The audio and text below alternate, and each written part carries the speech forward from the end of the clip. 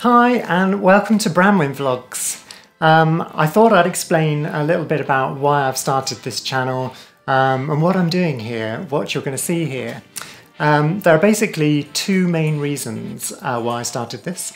One of them is because over the last 5 years or so I've been watching more and more YouTube material and lately a lot of vlogs. I've been quite inspired by people like the Ballinger sisters and Soundly Awake, Justine JP Metz, Natalie from Community Channel, Joey Graceffa and various other interesting peoples who seem to be sharing their lives in what I would consider more reality TV than what you get on reality TV.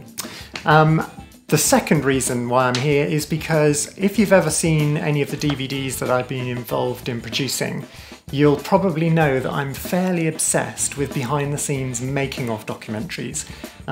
Sometimes to the point that I spend longer on the making-of documentaries than I do on the actual product, which is just one of my quirks. I'm fascinated by behind-the-scenes documentaries. I love watching them. If you blend those two together, you kind of might be able to figure out why I wanted to start this.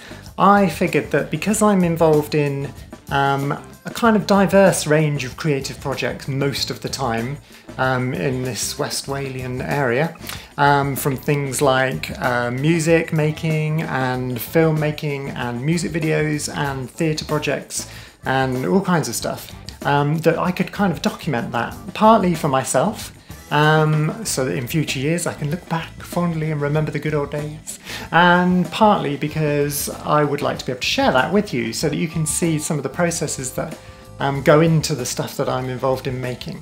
So yeah, that's why I started the channel, and I hope that some of it will be entertaining and that you'll share some of it with me, and yeah, enjoy. So this first episode, there's been a couple of things over the last couple of days that I've documented.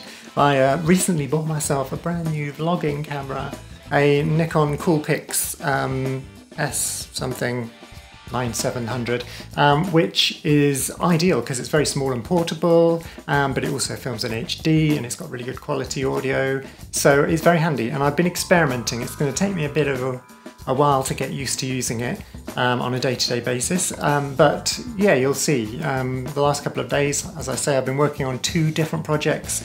I won't tell you about them now, I'll just go straight in at the deep end. So here you go, enjoy! Last summer I spent quite a lot of time working on a music video project. I did a cover version of the Carpenters' song Goodbye to Love, and I played all the instrument parts and filmed the recording process and then edited the footage from the actual takes into like a split screen style video, which featured the lovely Meg on vocals. Only one person I know could nail that Carpenter's vocal so well. Yeah, I guess I'm kind of very influenced by Pomplamoose and others of their ilk. The whole split screen thing. And it's something I've been meaning to do for ages, and I keep hearing songs and thinking, oh, I'd love to do a version of that.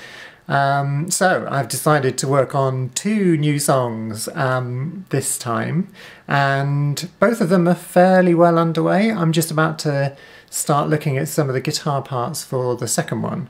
This time I'm still going to be featuring Meg on one of them, but I'm also featuring another good friend of mine from Devon, who's an amazing singer called Lisa Fletcher, and I've been wanting to do something involving her for so long, so this seemed like an ideal opportunity. The song I've decided to record with her is just, I think she'll just do such a brilliant job. Her tone is just perfectly suited to it. So yeah, I've kind of done quite a bit of the groundwork, the production work on both of these songs, and neither of them are quite straightforward. The Carpenter's song was fairly close to the original in terms of arrangement. I don't have an orchestra, so I used the Moog for that, but I stuck pretty much to the original arrangement in terms of backing vocals and the guitar parts and everything. These 2 that I'm doing now, one of them, the one with Meg, is very close again to the original so far, although I'm thinking it's going to feature much more Moog again and go off in a slightly different direction. I've also done a kind of interesting video thing with that one, which I'll have to wait and see what it's like. It's kind of a reference to the original version visually, but you'll see. The other song, the one I'm doing with Lisa, is also going to have some kind of visual tricks going on as well. So again, it's not going to be straightforward. Musically, this one is also going in a very different direction, and I plan to do that from the start. The original song, I won't tell you what it is yet. The original song has a very specific like sonic aesthetic. It's not a straightforward live performance type song in the way that the Carpenters was. So I've just gone somewhere completely different with it, just to see what will happen. So yeah, today I'm working on the guitar parts for that, and I'm just going to see what happens. I'll try and film some of the footage while I'm actually doing it in a kind of behind the scenes kind of way. Look, Cubase is open in the background, so I'm actually going to be starting work in a minute. And I just thought I'd fill in a few blanks on those projects now so that you've got something to get an idea of what I'm working on. Anyway, more later. Hi again, so I've just finished recording epic amounts of guitar. It's all those pink bits in Cubase, which you might not be able to see because I can't see where I'm pointing the camera, but you get the idea. And now it's time for Fender Rhodes and a little bit of Glockenspiel, because every track should have some Glockenspiel. So I'm going to record those, get the sound on them that I like, and finish the kind of mix so far. And that's pretty much the whole backing track for the second cover version. So it'll be ready to send to Lisa in Devon, and she can have a listen and see how she can fit her vocals in it. And then I have to arrange to go down the M5 to go and visit and record and film, and then that one's finished. But yeah, it's about midnight because it took me a while to do the guitars, so I better get on with it so that I can actually get some sleep later. See you later. So this morning I found myself at the Attic Theatre. Ta-da! And we've just been looking at some of the production stuff for King Arthur, which is our April production. Somehow I've managed to find myself actually having a part on the stage. I don't know how that happened, but yeah, a bit of a change because I'm usually up here in the lighting box, as well as playing the part, which is actually quite a small part, so it's quite easy. I'm also doing a lot of the tech stuff, or at least preparing it, because I can't not do that somehow. So today we've just been fine-tuning some of the lights, and I've been looking at the projections. There's quite a few special effects projections in this show, and I kind of prepare them at home. But really, you need to kind of be here to see what it looks like in the flesh, so to speak. So I brought my laptop down, just been fine-tuning some of the positions of some of the projection things and seeing what it looks like alongside the lights, testing the sound, and we've also been checking out the fog machine because that was doing some weird stuff the other day. But Dad's fixed it, as Dad does. But I think we're there now, pretty much. Just going to go down and check the last few things, and then we're done. Yay! Hi, so it's been a long few days since I last vlogged about Attic and the music project. It's now Saturday and I've just got back from Cinematic, which is a film screening project at the local theatre at Attic, and we show films once a month, and the films are voted for by people who come. We have like a kind of a rolling vote system, and we just screened Grease, which was very popular on the voting forums, and quite a few people came, not as many as I'd have liked, but those that came really enjoyed it, and it was a great atmosphere, and it was great to see Grease again. I've forgotten how awesome a film it is. The choreography is immense. Olivia and John Travolta are just insanely good, but all the cast, every member of the cast I love. Yeah, it was really good fun to see it again. But that was kind of squished in, that whole thing, in between preparations for a crazy concert we're doing at school. Over the last 4 years at school, we've done a concert per year covering different aspects of rock music.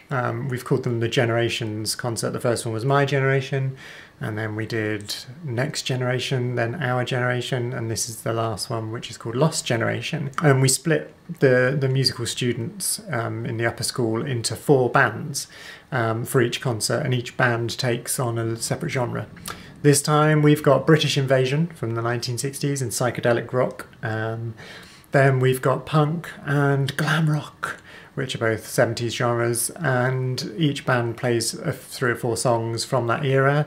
And yeah, we kind of, the whole process is like learning the different aspects of those genres and what makes them what they are. Some of the students have to write music in those styles to sort of demonstrate that they've understood the styles and learn how to play it all very stylistically, including costumes, which obviously is very important. So the concert's on Monday. We've got a massive rehearsal tomorrow all day, Sunday. It's all coming together really nicely. The bands are sounding great. The students have worked really hard, and it sounds awesome. All of the bands sound brilliant.